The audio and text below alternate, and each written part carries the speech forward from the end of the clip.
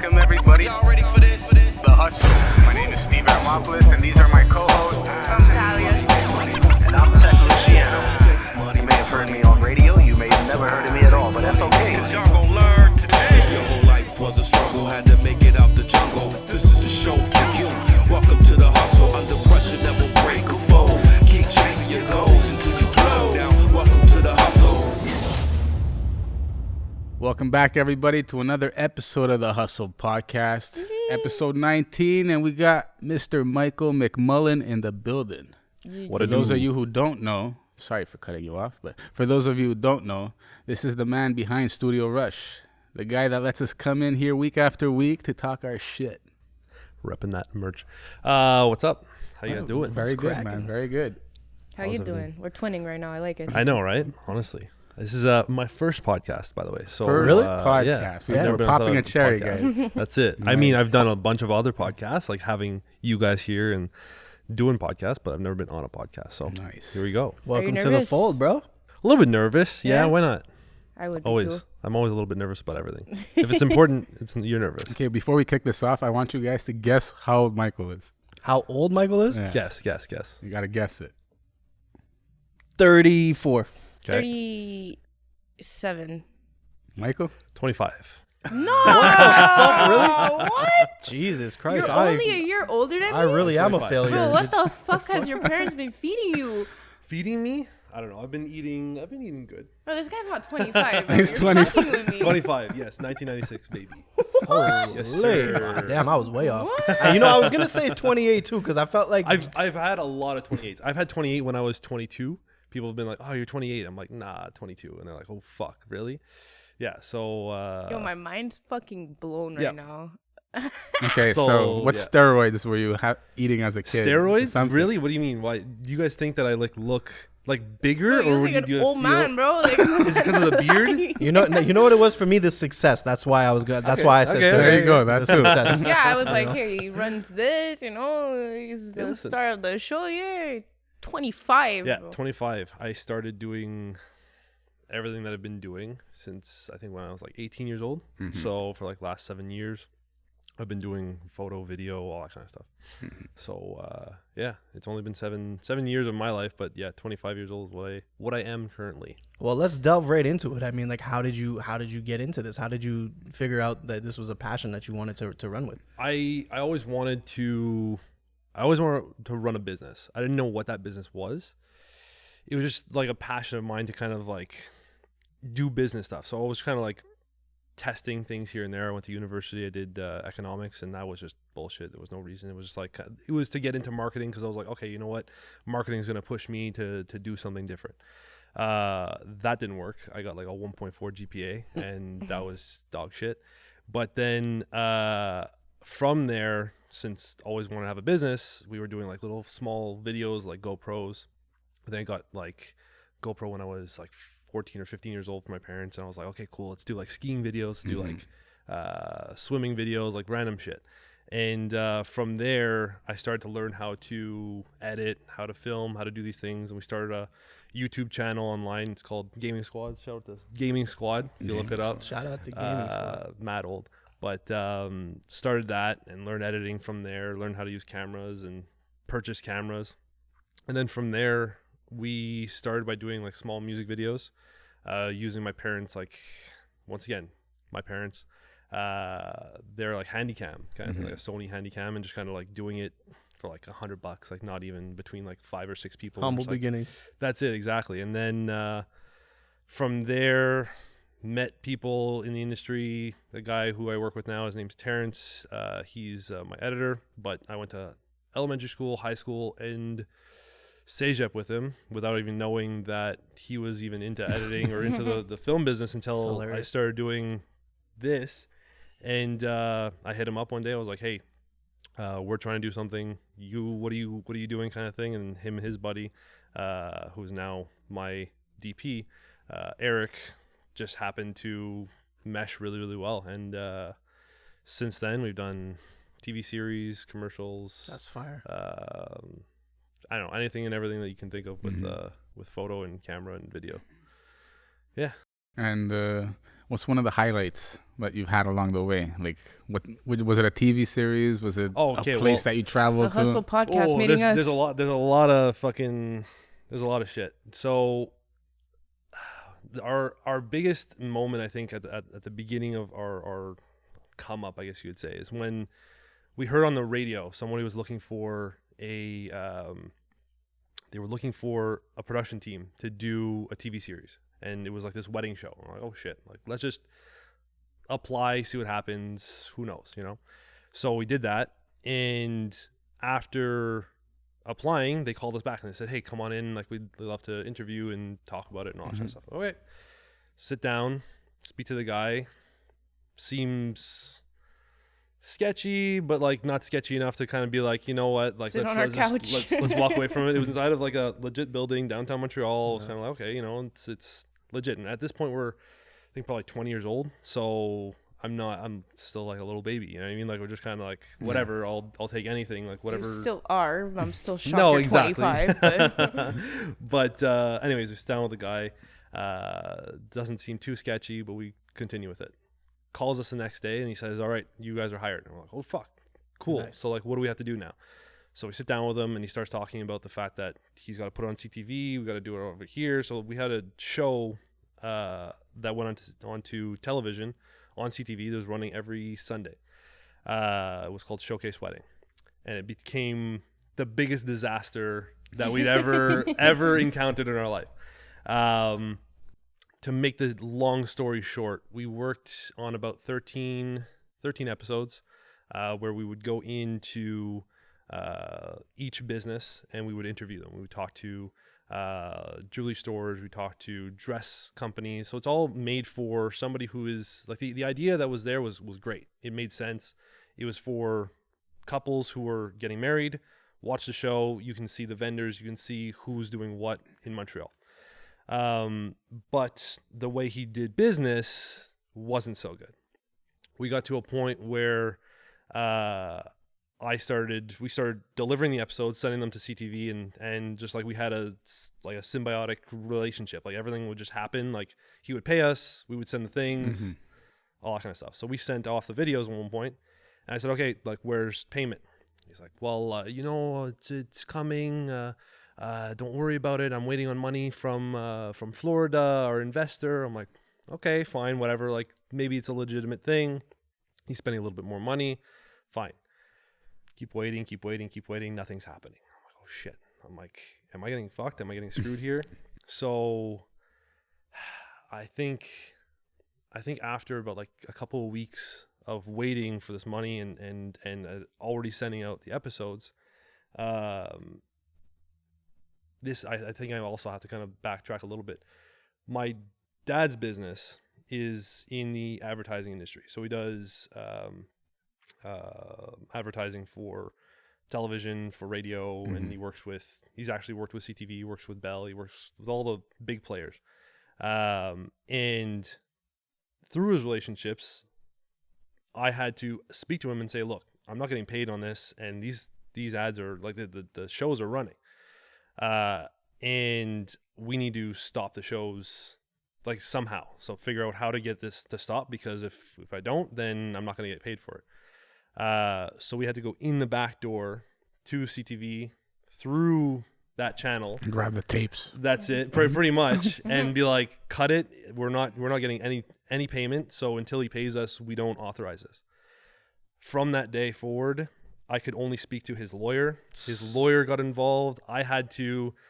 Luckily I had a friend who was a lawyer, who was actually my neighbor, so I didn't have to pay him anything. I gave him like a bottle of like alcohol or something, because he was just becoming a lawyer. I was like, look, I need to figure out what to do here, because I'm not getting paid. It wasn't like, and at the time when you're 20 years old, it was like probably like 10 grand or something. So I needed to pay these guys. I needed to pay editors. I needed to pay film crew and all that kind of stuff. So I need to pay myself too at the end of the day. So I was like, shit, I'm down 10 grand. Like, what do I do? So I spoke to him, and he said, look, we're going to move things around. We got to send out a letter and all these kinds of things. It was just back and forth. Needless, just to kind of bring it down to the end of it, he tried to threaten me that he was going to sue me for $1 million because of this and all this garbage.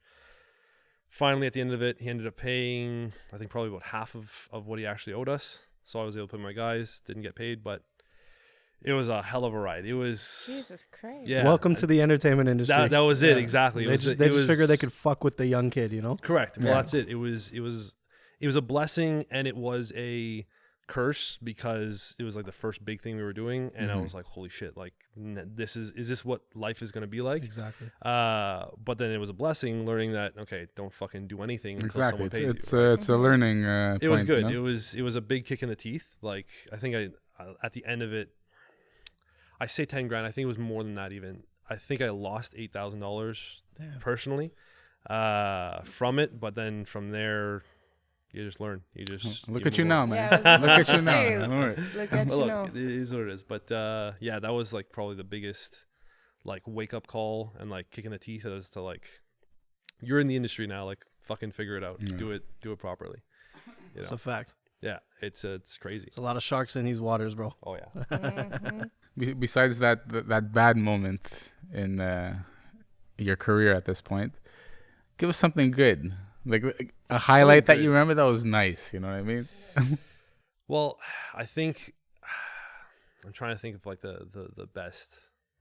I don't know. I think that one of the best moments that happened to us was because one of our biggest client is now Sleep Country Canada, and we got a lot of those jobs because of just kind of doing what we love and just kind of having fun with it. We did they were doing a fundraiser during like a golf tournament kind of thing. They did a golf tournament and they wanted somebody filming the golf tournament to kind of create the video after. So I said, okay, fine, let's do it. So I got a photo team and I got a video team, and we just had a blast during the day. And one of the people there, I'm also going to backtrack again. Yeah, I know. I used to work at Dormez-vous. Dormez-vous is owned by Sleep Country Canada. So I used to work in the warehouse, worked like 16-hour shifts from like midday, like noon until like 6 in the morning sometimes. Fun. Crazy shit. But warehouse life sucks. And Yes, it does. Get into the that's- health field. yeah, exactly. Then when I moved from there, that's when I decided to create my business, because I was like, screw this. I don't want to be doing this for the rest of my life. So anyways, I knew a lot of people there, and because I knew them, I was able to get that first little job. But then one of the people that was at the podcast at the golf warehouse. tournament, Oh, the golf. Yeah. who was there, saw us using a drone, using these cameras, using everything, and he was like, look, he's like, I do the internal sales videos for Sleep Country. He's like, I can't do it anymore. I've got 2 kids, or now at this point, I think he's got 3 kids. He's married. He's got no time, kind of thing. I said, we'll try it. Like, Perfect fuck it. in. Let's try it. You got your in right That's there. it, exactly. Yeah. And I knew him too because of working there previously and all that kind of stuff. But he said, I didn't know you did this kind of stuff. Let's try it. And from then on, for the last about 5 years, we've been doing all their sales internal videos. So every single one of their mattresses for Sleep Country, we've been doing, I think it's probably like, sometimes we'll do like 60 videos in like a month and then film them. So that was like our biggest moment of kind of like someone looking at us doing like something that we love, Yeah. and then turning into, holy shit, this is actually profitable, and we're actually making money off of it, and we can sustain. And Yeah. that was kind of like the best moment, I think, the earliest moment I can think of. And how about coming here for the first time and then realizing, Well, like, this that is was mine? rough. That was actually, because we only got the studio during COVID, right? Yeah. So COVID happened, and for the first 3 or 4 months of COVID, I was living in my parents' basement, kind of thing. I was just like doing nothing. I felt like I was in high school again, just kind of like barely showering, just kind of like, oh, whatever, who the fuck cares? Like, I'm just Going through it. You're like, going who cares? through it. Like Yeah. I'm gonna wake up and where am I gonna go? Like, just going into the basement and play video games, you know. But as things progress, as things started to get a little bit better, we started looking at our clients and our clientele and who we were looking for, and saying, you know what, like, screw renting studios over and over, and we wanted to build our own content. We wanted to do our own things. So we said, you know what, like, screw it. Let's just go all in. Yeah. and get the studio.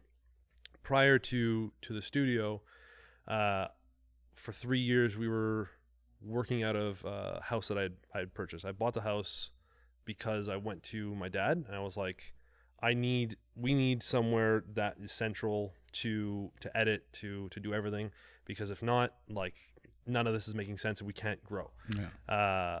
So I needed somewhere to rent. He's like, well, why rent somewhere? Like, don't throw your money out and just put it into rent. Right. Like take that money and let's see like what we can do. So at the time I had made decisions of investments and whatever, and took that money and purchased a house. So I bought a house not too far away from where my parents live. So it was great. It was like a 2-minute drive for me. I could even bike there, bike over to the house in the morning and then work there all day.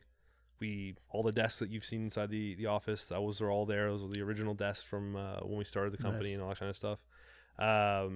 So from there, we had just like, it was like a 2 or 3 bedroom house, and each bedroom was an office space. Yeah. We tried to redo the basement to turn that into kind of like a studio space. It just wasn't big enough. It wasn't, and you couldn't invite over like, oh, come and have a meeting with me, Mr. CEO of X company. You know what I mean? Yeah. Like, oh yeah, come over to my house. You know what I mean? Like, fuck that. So from there, we said, okay, this was great, and it did its job. It did what it needed to do. Now we need to step up. How do we do that? So we were always looking for spaces for probably about like 2 years. We were just looking for studio spaces. Like, okay, this one we went to go visit all the way down in Cartierville, where there was actually a pre-built studio that was pretty good. It wasn't as big as this, but we were like, shit, like maybe this could be the one that like we buy off of this guy and try and turn it into something new. He wasn't buying it. He was on the verge of going out of business, and it was just a little too far out for us. Yeah. So we said, you know what, screw it. We'll find something different. So we continued. And I remember the moment when we walked into this space, the offices were already basically built, ready to go. The actual warehouse space was like clean. There wasn't like anything we had to do per se to like clean it up and make it look nice. Like everywhere else we went, there was like garages, like they used to be like a car garage. It was just like oil stains. Exactly, everywhere. oil stains everywhere. You have to redo the floors. You have to. Yeah. It was terrible. So we found this place, and I said, whatever it's going to cost, we'll make it work, kind of thing. And then we did that in October of 2020, right after COVID had just kind of smacked us in the face, and we lost clients, we lost dollars. But you know what? We said, screw it. Like, this is the time to reinvest in ourselves and reimagine the brand, I guess you would say. Rebranded, well, not rebranded. There's 2 different brands. We got Studio Rush, which is a studio, and then Deep Rock Productions, which is a production company. And said, screw it. Let's just do it and see what happens, kind of thing. Build it and they will come, you know? Yeah. And January. they did. That's it, exactly. And then in January and February, we were like, oh shit, nobody's coming. No one wants to come. Did we just make the biggest mistake of our life? And then after March and all that kind of stuff, things started to pick up, and we started to find new clientele, find new people who were actually looking to rent spaces. Being able to get cars into the space too was something that It's key. had no idea was going to be so successful. Yeah. Every single time somebody wants to get a car in here, and there's no other studio space in Montreal other than like FH Studio, and probably like the big like Mel's Lots, and I think there's also Grande Studios, but they're all just they're huge. Like those ones are for big time feature film movies. So it's like there's no market for small time music videos to be able to go into a studio and spend, I don't know, like for example here it's like $500 for 2 hours plus getting the car in, whatever that costs, and get a music video done, you know. For them it's huge. And then being able to bring those in, even if we need to, like with a client for like to carry motors kind of idea, come in, take photos of their cars, the new lineups, all that kind of idea, is huge. It's something that we didn't foresee at the beginning until now, and we're just kind of like, oh shit, this is a whole Real different deal. That's a way. It's definitely a way to differentiate yourself from everybody else. That's it. Sets you apart for sure. I got a question, like, because I mean, there's got to be a lot of people out there, even like younger, you know, kids on the come up, just like kind of getting into the same field that you got into back then now, and just looking at a space like this and thinking, how the fuck is this possible? Like what were the steps that kind of, I mean, you talked about it with the investments and stuff like that, but like, what advice would you give like a younger you thinking that, because honestly, like walking into a place like this for somebody who can't even imagine kind of like owning a business like this, like how would somebody make that a possibility or a reality? It's difficult to say, honestly, because what I would say is always reinvest back into yourself. Always, 100%. That's always what I've done. Every cent that I've made, like from the beginning, was always, okay, how do we make things better? How do we make our videos better? How do we make our photos better? How do we deliver to our clients? And it's always about making sure that your client gets the best product possible. And that's always what's been in my mind. But in terms of being able to get to this point and where we are now, it's just constantly, every year that you feel like shit, things are not going to move forward, they're not moving forward, it's always persevering and pushing through that and be like, you know what, it's going to get better, and I'm going to make sure that that it gets better, you know. Obviously there's little things that you can look at, you can say, in terms of investments at the beginning and making those investments, when I was younger and having that drive and that mentality in my mind. And I think it's a big thing about mentality too. I mean, sure. Some people are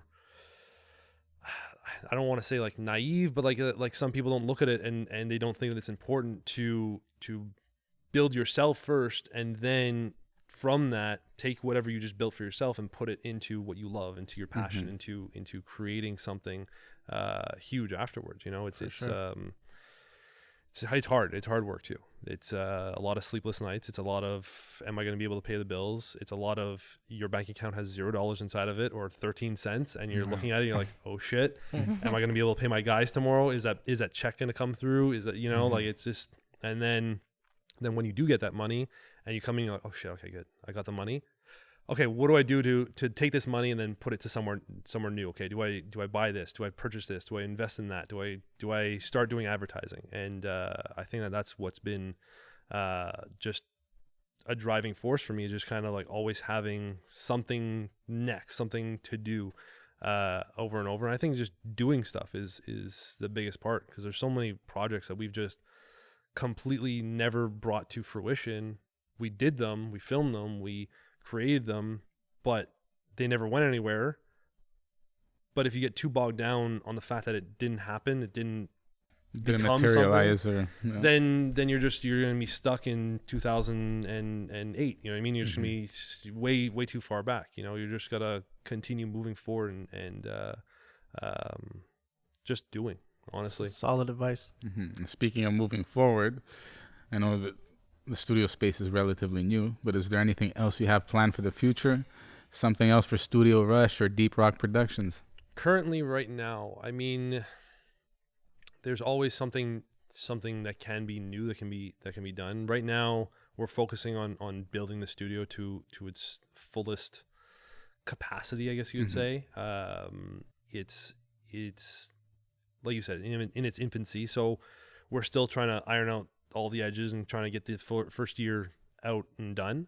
But what is there in the future for us? What our ultimate goal is to be able to kind of produce something that would be along the lines of like a Super Bowl commercial. Like that's our goal. So we're more oriented on the commercial side of things. More oriented on the commercial side of things. So it's not that we don't want to like do documentaries, or we don't want to do like movies or all that kind of stuff, but our main goal, our main focus is to be able to produce something of that level. So in terms of future, once again, it's reinvesting back into ourselves and trying to grow this as big as it can. Who knows? Hopefully in the next 1 or 2 years, kind of idea, we continue to branch out and have extra studios where, like, for here it's like just a cyclorama wall, another studio that's just only already built rooms, kind of idea, like set walls. Something like that is needed in the city. For sure, exactly. It's something that we're noticing is a problem for ourselves, because to be able to generate 2 different revenue streams at the same time, where someone comes in and they want the white background, it's like the space, for how big the space is, it also feels super tiny because it's like you can only do one thing at a time. I can't do this podcast and have somebody renting the psych wall and have our second Studio B rolling all at the same time. So for me, it's kind of like, how do we find or how do we build the next step, which is creating set walls space that can there's this place in Toronto or Ottawa, I'm not sure exactly where, it's called Digital Canneries, and they have built sets. They have like a courtroom, and they have interrogation room, ready to go. Yeah, ready to go. You just walk in there, and you walk in and everything's already set. You set up your lighting, fix it. Go, you film your scene. That's kind of the goal, I guess you'd say, is like to have a second spot that we can just kind of walk in, turn on the lights, and we already have a working living room. We already have a working bedroom space. That's just for us. Like at that point, that's in my mind where I know our specific clients would need these things, and then being able to add on top of that, rent it out to other clients and other people, and have that as another revenue stream is huge. Is something that's on my mind all the time. Yeah. But we're trying to get the first one done first. This first area, get that profitable and get that all figured out. Focus on that. But yeah, that's the future. It'll come. Yeah, it'll come. That's it. And let's go back to your humble beginnings for a second.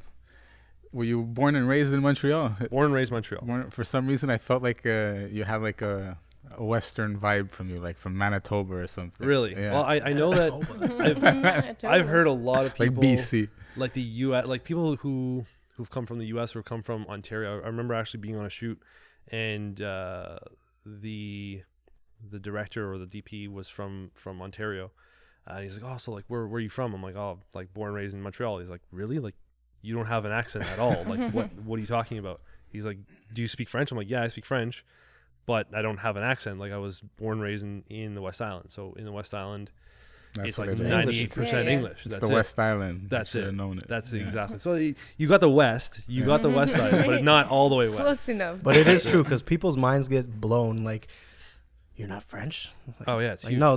Like we exist. Like where there's English people here. That's English it. Exactly. Sometimes. It's freaky.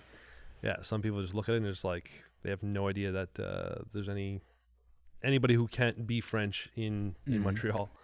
Freaky. So you and the company, you guys film weddings. Do you do music videos as well? We do music videos. Yeah. So anything that you can really think of with like a camera, like anything. So anything that. Porn?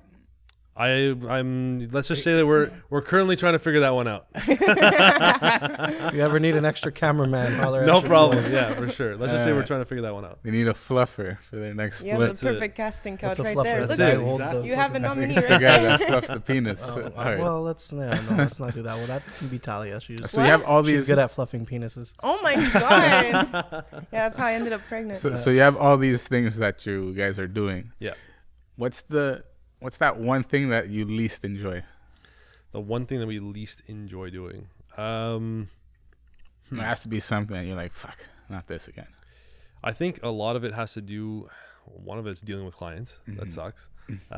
If it wasn't for clients, one, you wouldn't have a job. But at the same time, if it wasn't for clients, my life would be a lot easier. But what's the one thing that I think like personally for me it's weddings. Like I fucking hate doing weddings. I've mentioned it plenty of times. You said you don't mind. I know. The reason why I don't mind doing weddings is because you get that nice steak meal at the. Well, that's it exactly. We get it's food. Lit. It's lit. What's not great. Fun about like a bunch of drunk people celebrating? Because you're not getting drunk. You're not celebrating. You're there watching them celebrate. You're filming them celebrate. I fucking hate weddings. But I think I don't know. Weddings are not that bad for me because I like how much, because our niche that we found with our weddings is Southeast Asian weddings. So we do like Indian weddings, we'll do Pakistani weddings. Okay, that's a trip right there. Those are completely different than like the normal. Those are huge, no? Yeah, like, they're huge. Like I think we did one with like 1,200 events. people at the wedding, which is nuts. Aren't they like multiple day weddings? too? Yeah. Like, Yeah. okay. They're like 4 or 5 day weddings, That's and crazy.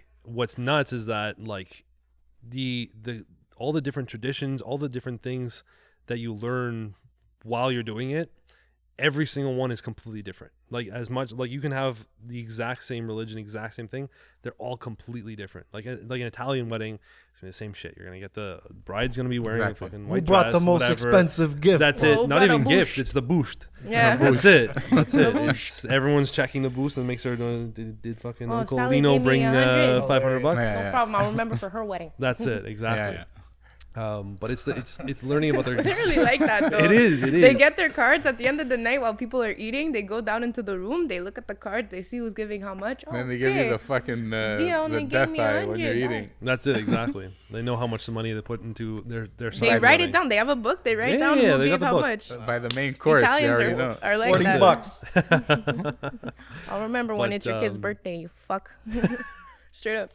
But the worst thing, I guess, the one thing that we hate to do.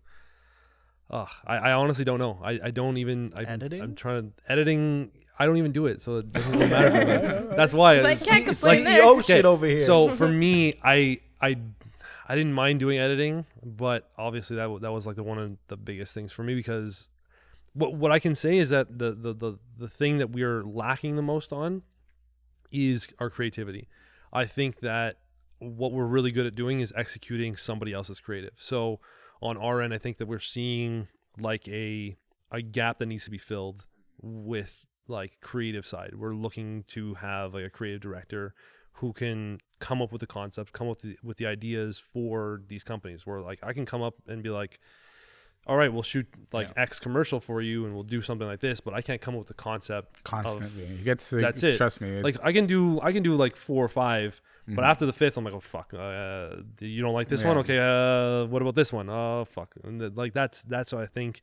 The one thing that I hate the most is coming up with the creative. Like I can take somebody's idea and say, okay, how are we gonna execute this? You want to have it make it look like they're inside of on the moon. No problem. We can figure out how to do that. I'll light it to make it feel like they're on the moon. You know, like I'd rather do that. I'd rather take that side and bring it to fruition. But coming up with the concept, coming up with the idea is what's difficult for me. So I guess that would be the answer. The answer is the creative on my end. Yeah, like I mentioned to Lambro recently, since we have so many things that are in the pipeline that need to get finished, and I find the creative side of things, when you have to come up with the concept and you have to hone it, you have to tweak it, you have to constantly keep adding to it, it started getting on my fucking it was too much on my shoulders. You know what I mean? So I go, after we finish what we're finishing here, I just want to focus on the movie that we're set to start filming soon. I just want to focus on one thing, and anything else that comes in, he can focus on it with the boys and stuff like that. And it's all about delegating. Yeah. I mean, I think that's what's. I remember watching a video a while back, and it was kind of like, if you have a problem in this, you have a problem with, like, they were talking about like businesses and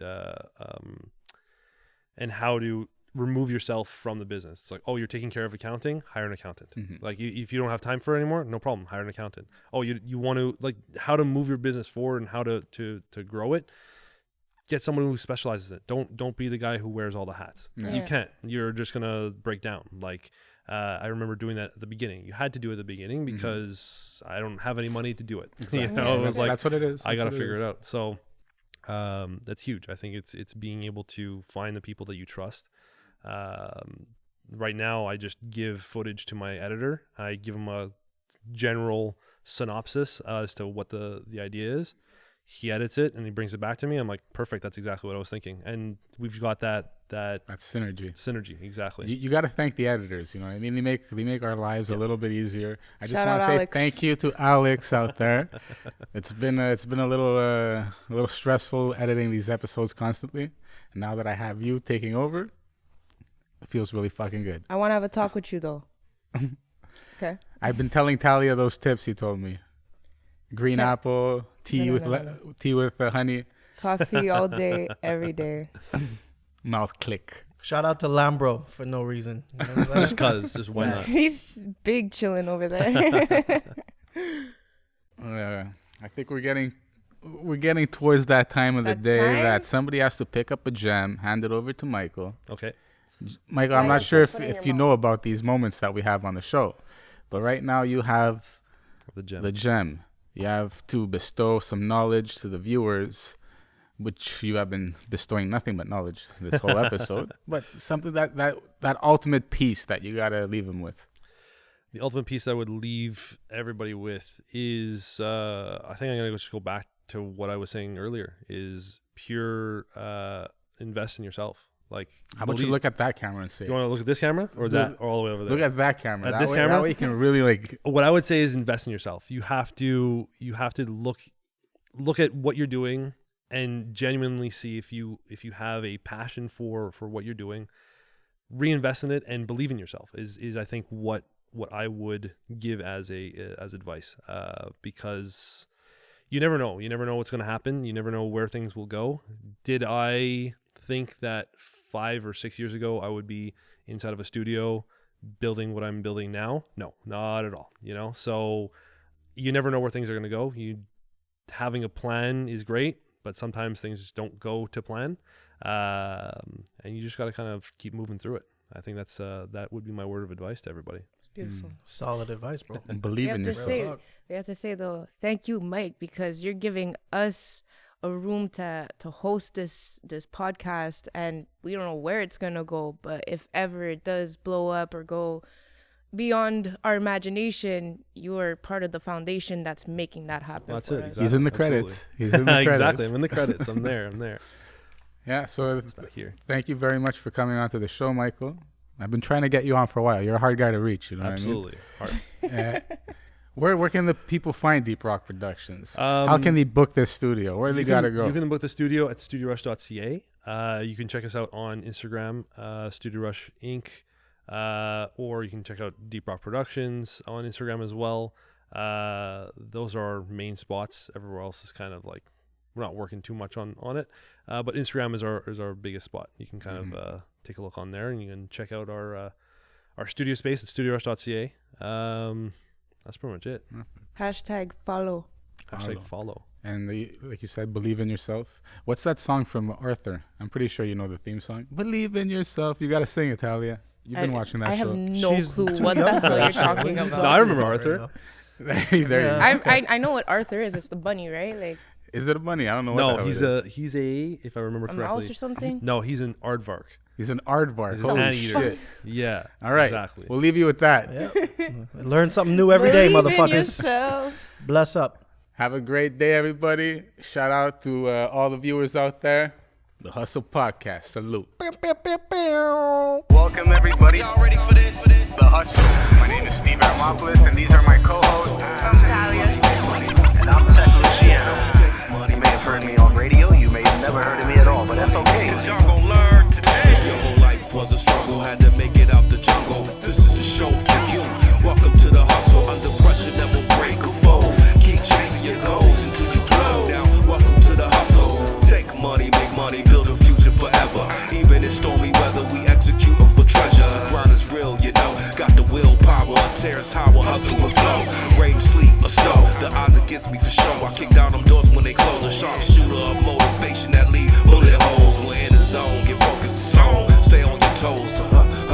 Hustle, welcome to the show. If your whole life was a struggle, had to make it out the jungle. This is a show for you. Welcome to the hustle. Turn nothing into something. Cut the product, watch it bubble. This is a show for you. Welcome to the hustle. See the vision with precision. Put the pieces to the puzzle. This is a show for you. Welcome to the hustle. Under pressure, never break a fold. Keep chasing your goals until you blow. Now we welcome to the hustle. Get well introduced to all three of us. Y'all ready for this? You are now tuning in to the Hustle Podcast.